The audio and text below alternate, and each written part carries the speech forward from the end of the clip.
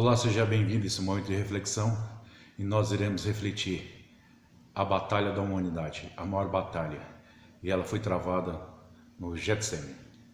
Então vou pedir para você curtir, compartilhar, divulgar, dar seu like.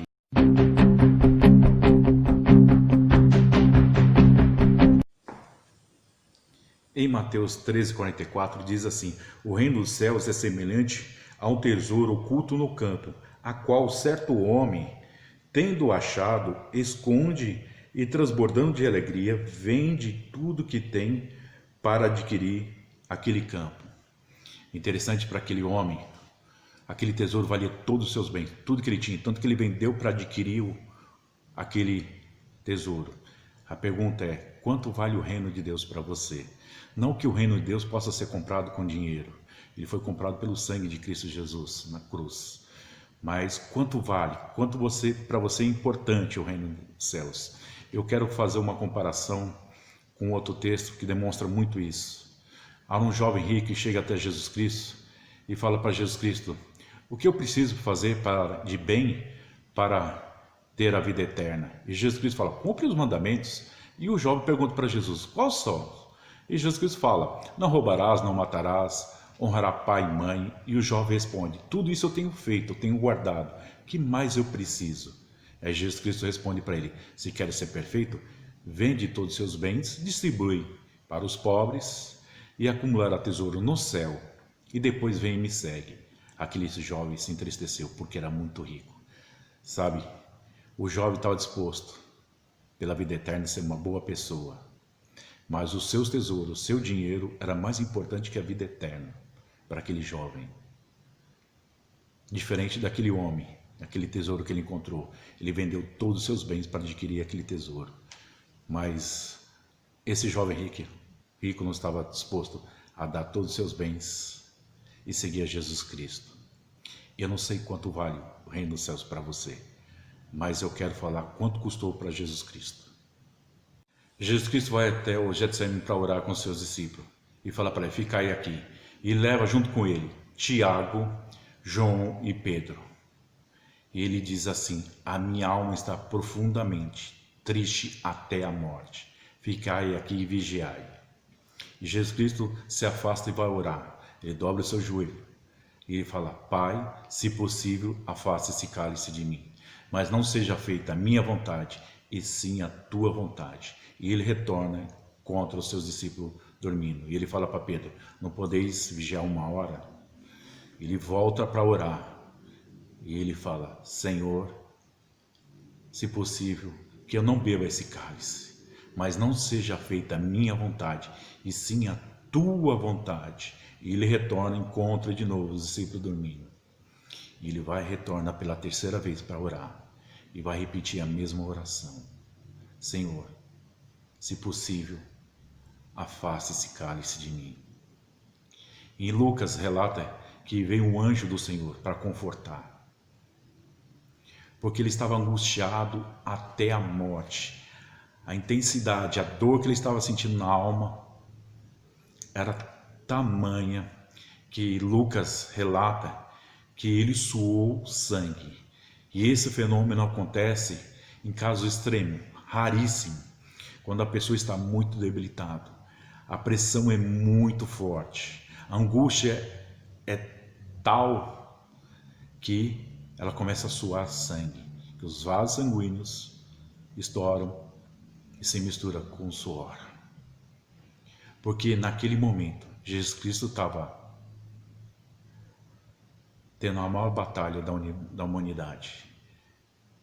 Ele está enfrentando a batalha da humanidade. Ali era o confronto. Ou ele cedia para a sua alma, que ele não queria passar, ele não queria ir para a cruz, porque o que ele estava sentindo na alma, ele ia sentir no seu corpo, na crucificação, através dos açoites e também pelos pecados da humanidade.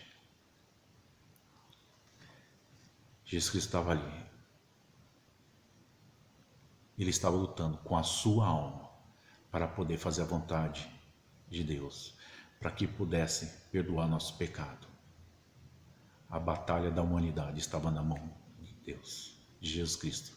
Jesus Cristo tinha que decidir eu vou morrer naquela cruz. Ele estava sentindo na sua alma tudo que ia sentir na sua carne, no seu corpo. Aquele chicote, quando batia nas costas, ele tinha pedaço de osso e de ferro. Ele rasgava a carne.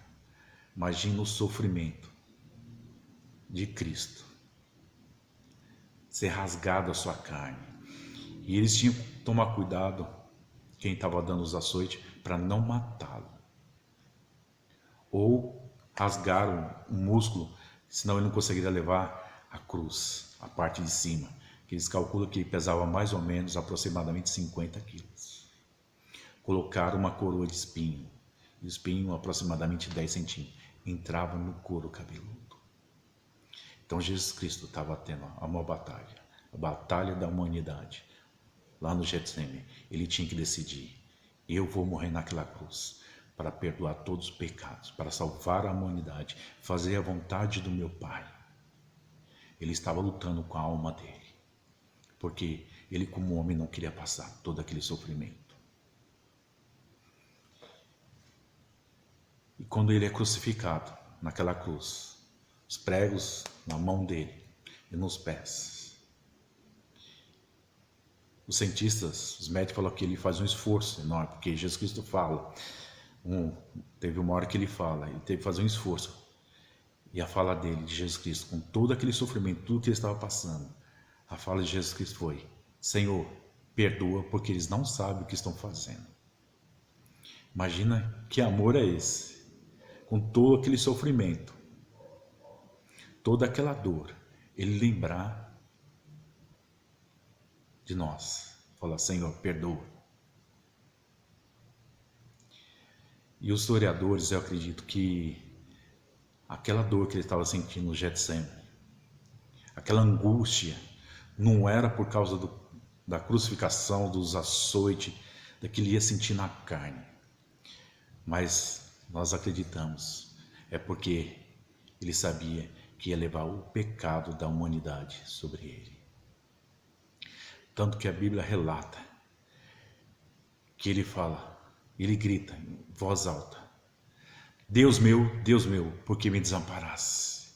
Quando ele leva o pecado de toda a humanidade, todos os nossos pecados, dores e enfermidade, ali é uma separação com Deus.